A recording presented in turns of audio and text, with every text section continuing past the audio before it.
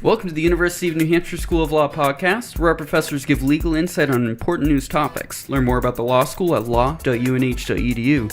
Today's guest is Professor John Greabe, Associate Dean for Faculty Research and Development, who's an expert on constitutional law and federal courts and procedures. Today we'll be discussing the recent Supreme Court decisions on partisan gerrymandering that were brought to the Supreme Court from Texas and North Carolina. For those who aren't necessarily familiar with what gerrymandering is, can you just give a basic overview? Sure. Partisan gerrymandering is a term that applies to the redrawing of districts, congressional districts. We can focus on congressional districts at the federal level, but it also takes place at the state level to maximize the likelihood that the party holding power will retain power in the next election.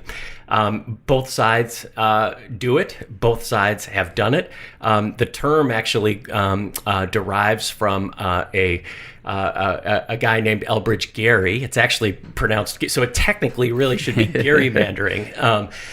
But who dates back to the founding. Yeah. So I mean, the idea of drawing electoral districts so as to favor the incumbent majority is not a new thing.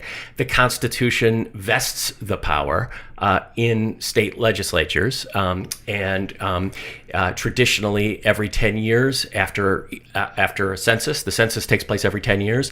After a census, there's always a change in population. Some states have lost population and may be entitled to less representation in Congress. Other states may have gained population and may be entitled to more population. And that's because the House of Representatives is based on population, unlike the Senate, where every state has two senators. The House of Representatives representation there is rooted in population. And so after the census, you always have to redistrict. The party in power, of course, is going to be inclined to redistrict in a way that's going to further its interests. But with the advent of the information age and technology, there's an ability to do it in a pinpoint way that exceeds anything that we've seen historically. And what's really happened, over the past couple of decades, is that it has become more and more prevalent. And there have been more and more extreme cases of situations where, on the one hand, a majority of voters voted for Party A, and yet the legislature continues to be controlled by Party B because of the way that lines are drawn. The issue is whether or not the Constitution supplies some outer limit, places some limit on the ability of legislators to do this.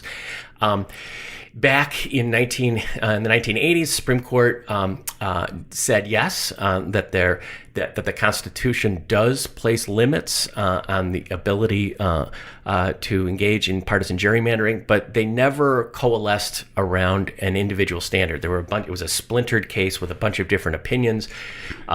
There is, arguments have been made on the basis of equal protection, on the basis of First Amendment, right of association.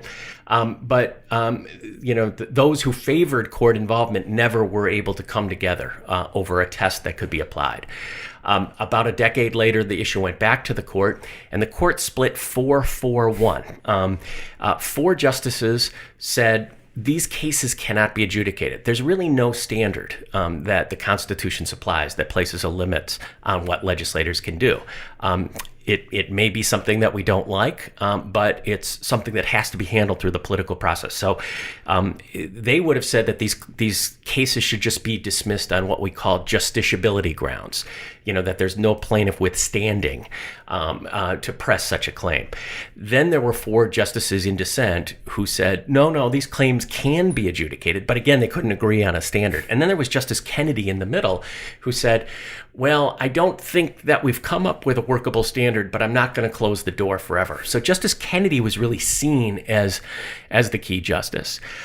So fast forward to this last term, the Supreme Court did take, first of all, there were a bunch of cases, as you mentioned before, percolating around in the lower courts, but the court did take cases from Maryland and Wisconsin that suggested to many that maybe Justice Kennedy has seen enough. Maybe he is now ready to combine with the more liberal justices and to adopt a standard. Plus, a lot's been written about this in the last 10 years. Social scientists have gotten involved, and lots of proposed standards have been put forth. And yet, what happened at the end of the Spoiler, day is the no. Supreme Court said, we don't think that the people bringing the challenges in this case have standing to do so. We don't think that they have the right sort of injury. Justice Kagan wrote separately to spell out what she thinks could be a viable claim of injury. Clearly, 4 justices are on board still with trying to do this. But the court sent it back. Justice Kennedy is now leaving the court. It would have been up to him to join with the 4 liberals for these cases to go forward. His replacement, Judge Kavanaugh, I'm not aware of Judge Kavanaugh having written or spoken on the issue, but the traditional conservative viewpoint here is that this is something that has to be left to the political process, that this isn't something for judges to get involved in. So personally, I would be surprised if he didn't join with the other 4 to say that these claims can't go forward. Another question, too, is Justice Roberts, who did go along with this idea, again, as I mentioned in the cases this term. They didn't completely dismiss the cases. They sent them back down for further development. And Justice Roberts went along with that. So, you never say never, and there are always surprises. But for those who would like to see courts get involved in partisan gerrymandering cases, it doesn't look so good right now. It was kind of different with Texas and North Carolina's cases because there were more racial bias was shown, right? Yeah, and that's a little different because the Voting Rights Act, although the Voting Rights Act has been neutered considerably, it's still in effect. And there are standards that exist that apply to redistricting that is designed to disempower historically protected, discriminated against groups. And so that's the issue in North Carolina and Texas. Those jurisdictions were under federal jurisdiction and under the Voting Rights Act. They needed to get preclearance before they made any changes. Well, in a case called Shelby County, written by Chief Justice Roberts in 2012, the provision of the Voting Rights Act that kept those jurisdictions under federal supervision, that provision of the Voting Rights Act was held to be unconstitutional. And so immediately, when they were taken out of federal supervision, immediately those legislatures went to change the electoral system in a way that people say is designed to diminish the influence, in particular, of African American voters.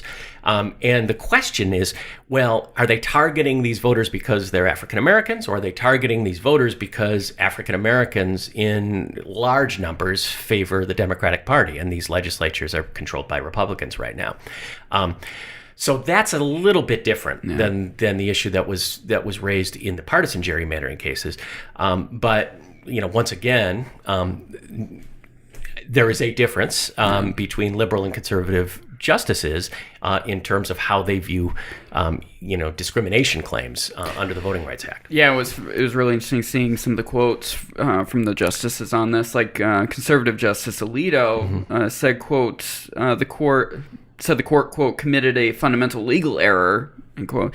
But Justice Sotomayor says, quote, it means that after years of litigation, undeniable proof of intentional discrimination, minority voters in Texas, despite constituting a majority of the state, will continue to be underrepresented in the political process. Yes. And so once again, the issue of race that has vexed this country since its founding. It's our original sin of slavery, and the repercussions of slavery, sadly, are still with us. And this is just one more context. Should we understand action targeted against racial groups in a different way than it was understood 50 years ago, if they're being targeted not because of their race or ethnicity, but because of how they vote? If race is being used as a proxy for voting patterns, is that different in some way? Now, the Supreme Court has said no, it's not different. But on the other hand, what the liberal versus the conservative justices would what they feel is enough in terms of proof is radically different. Yeah, I mean, what would it take? A smoking gun email basically saying we did it for this reason? I mean, how would you prove? Because minority voters are primarily going to vote Democrat. I mean, there's no way around that. Yeah. Yeah, I mean, actually, interestingly, being registered as a Democrat is a greater predictor. I'm sorry, being African American is a greater predictor of a likelihood to vote for Democrats than being registered as a Democrat is, at least in certain jurisdictions. So, yeah, I mean, I do think there's a fundamental disagreement about whether or not it should constitute racial discrimination to use a person's race as a proxy for how they're going to vote. I think the more liberal view is you're still taking race into account. History has the verdict of history is in. We don't do that.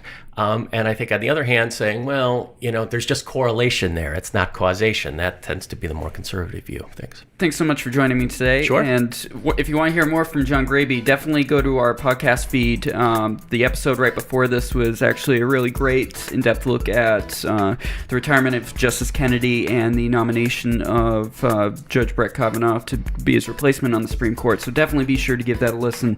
And thanks for listening to the show. Go to law.unh.edu to learn more about the law school, and keep up with us by following UNH Law on LinkedIn, Facebook, Twitter, and Instagram.